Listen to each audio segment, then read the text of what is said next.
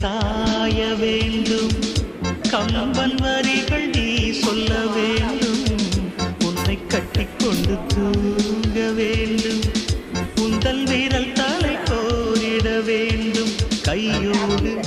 இதம் காண வேண்டும் கண்ணீரில்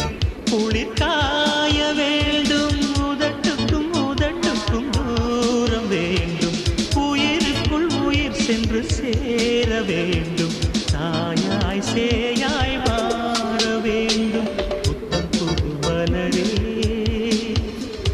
என் ஆசை சொல்லவா கொத்தி வைத்து மறைத்தே என் ஆசை சொல்லவா